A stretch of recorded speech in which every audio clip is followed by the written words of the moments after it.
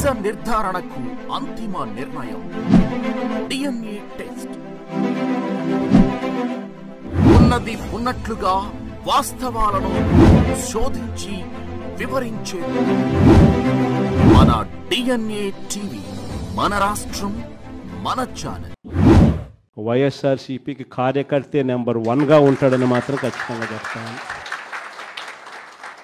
ప్రతి కార్యకర్తకు నేను ఒకటే చెప్తా ఉన్నా, ఎవడెవడైతే మీకు అన్యాయం చేశాడో పర్వాలా, అన్యాయం చేయండి, చేయించుకుంటాం, టైం మీది, కానియండి, కొట్టండి అని చెప్పండి.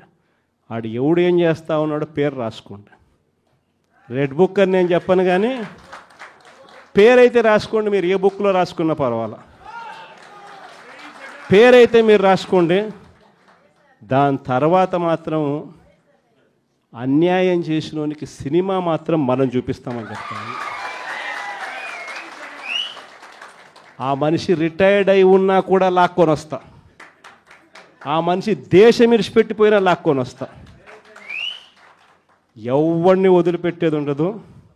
ఒక్కొక్కడికి మాత్రం సినిమా మాత్రం ఎలా చూపించానో అలా చూపిస్తామని మాత్రం చెప్తాను. ఖచ్చితంగా వీళ్ళు ఏదైతే నాటుతున్నారో, ఏదైతే ఇత్తుతున్నారో, ఇది రెండింతలు వీళ్ళకు పండే కార్యక్రమం కూడా జరుగుతుందని మాత్రం ప్రతి కార్యకర్తకు గట్టిగా చెప్పండి. ఎందుకనంటే ఈరోజు రాష్ట్ర వ్యాప్తంగా ఇదే జరుగుతూ ఉంది. ఒక్కొక్కని కథ వింటూ ఉంటే నిజంగా మనసుకు బాధ కలుగుతుంది.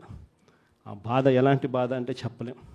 అసలు మంగళగిరిలో ఒక పాపను, కృష్ణవేణి మంగళగిరి పాప, సోషల్ మీడియా పాప తీసుకొని పోయి, ఆడపాపను కూడా, ఆడ కూతురు అని కూడా చూడుకోకుండా తీసుకొని పోయి హైదరాబాద్ నుంచి ఎత్తుకొని వచ్చి స్టేషన్లలో పెడతా ఉన్నారు. ఇంకొక పాప సుధారాణి, ఆ పాపను నెలలు ఈ స్టేషన్ నుంచి శ్రీకాకుళం నుంచి తిప్పినారు. శ్రీకాకుళం నుంచి కింద దాకా అన్ని స్టేషన్లు తిప్పుకుంటూ నెల రోజుల పాటు బెయిల్ రాకోకుండా తిప్పినారు. ఆడవాళ్ళను, ఆడ కూతుర్లను కూడా చూడుకోకుండా, కేవలం వీళ్ళకి వ్యతిరేకంగా పోస్ట్ పెట్టిందని. ఇంత దౌర్జన్యంగా జరుగుతూ ఉన్నారు. వంశీ అని ఇప్పటికి నెలన్నర అయిపోయింది. ఒక కేసులో బెయిల్ వస్తుంది, బెయిల్ వచ్చిన వెంటనే ఇంకొక కేసు, మళ్ళీ ఆ కేసులో బెయిల్ వస్తుంది, బెయిల్ వచ్చిన వెంటనే మళ్ళీ ఇంకొక కేసు. ఇప్పటికి 11 కేసులు. ఒక కేసు అయిపోయినాక ఒక కేసు, ఒక కేసు అయిపోయినాక ఒక కేసు. 2 నెలలు దాదాపుగా వంశీ ఈరోజు జైల్లోనే కనపడతా ఉన్నాడు.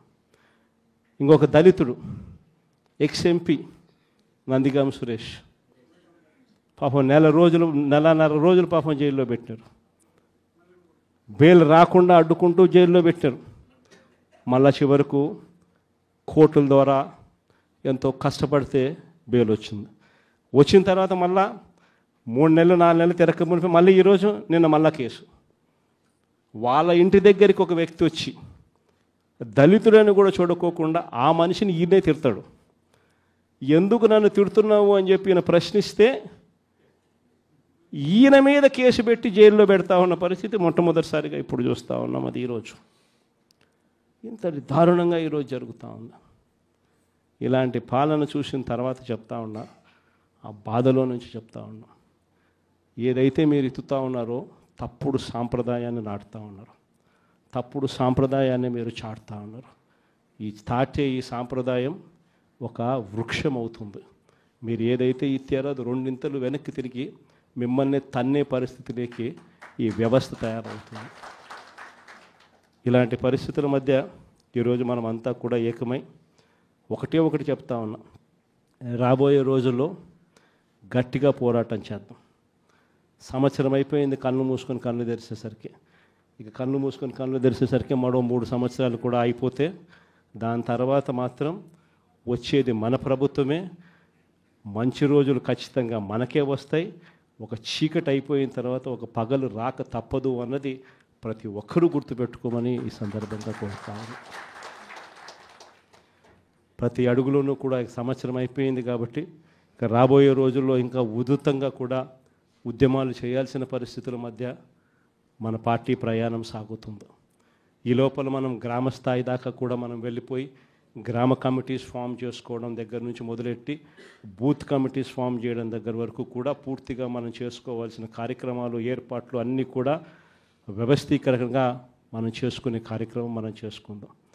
దాని తర్వాత ఉద్యమ బాట పట్టాల్సిన సమయంలో ఖచ్చితంగా ఉద్యమ బాట పడుతూ ఈ ప్రభుత్వం చేస్తూ ఉన్న తప్పులను ఎండగడుతూ ప్రభుత్వం చేస్తూ ఉన్న తప్పుడు పనులను ప్రజలకు ఎత్తి చూపుతూ మీ పాత్ర మీరు పోషించాల్సిన సమయం కూడా వచ్చింది అని చెప్పడానికి ఈ సమావేశాలన్నీ కూడా ఏర్పాటు చేసి మీ అందరి సహాయ సహకారాలు కూడా తీసుకునే కార్యక్రమం కూడా చేస్తూ ఉన్నాం.